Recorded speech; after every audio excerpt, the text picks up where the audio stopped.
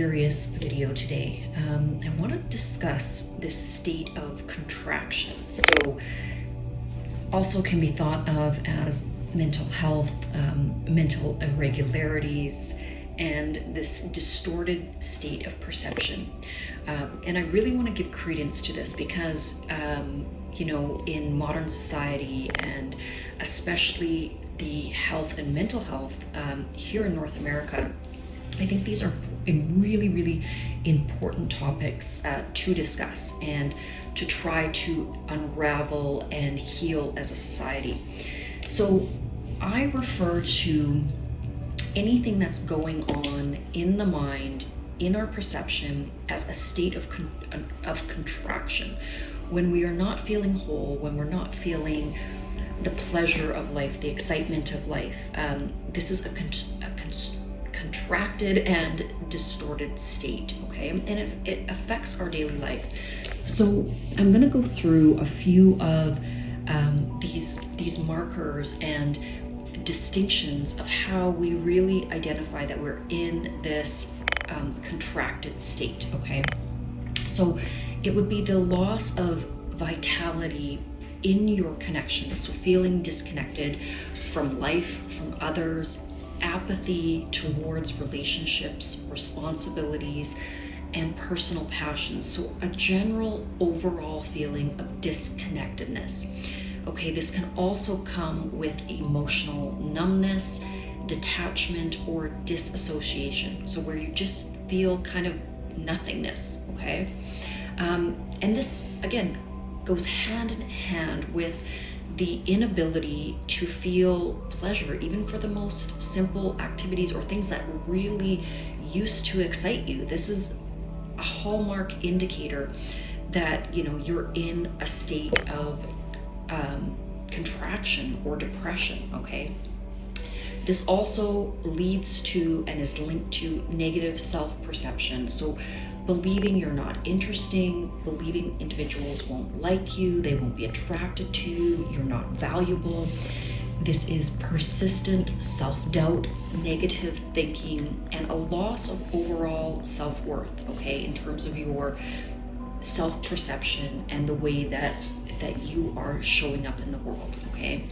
Fear of being a burden to others, to your family, or being a burden even in terms of social situations. So an example of this is, I don't want to go out because maybe I'm not interesting or I'm not fun like the other individuals in my life. I just don't want to be there. I just feel like I'm going to be a dark cloud of negativity and people really won't want to interact with me.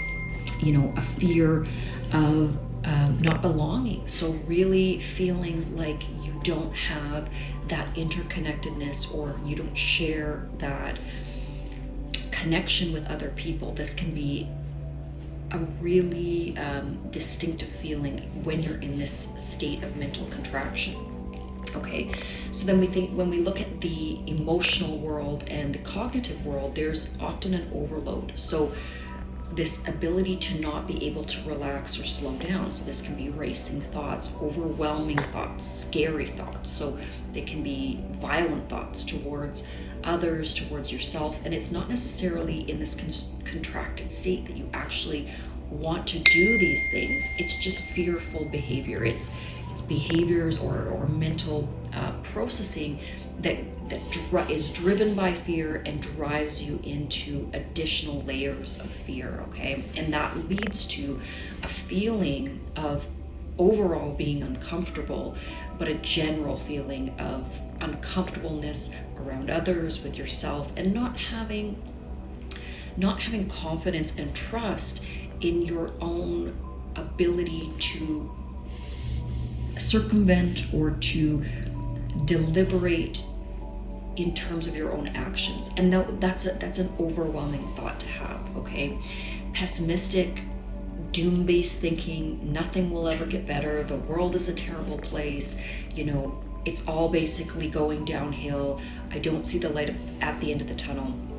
And this can be part and parcel due to depression, but also it can lead to extreme levels of anxiety that can turn into like a paralysis or a hyper hyper-vigilance, okay, in this contracted state where we're overthinking everything, we're over-worrying, we're coming up with really scary scenarios in terms of our thinking, and leads to avoidance behavior. It leads to a contraction in terms of how we are existing in our relationships. We become we become a shell of our former self, and we go inside, but it's not a pleasant place inside. It's kind of this dark cavern of really not existing in the light, okay?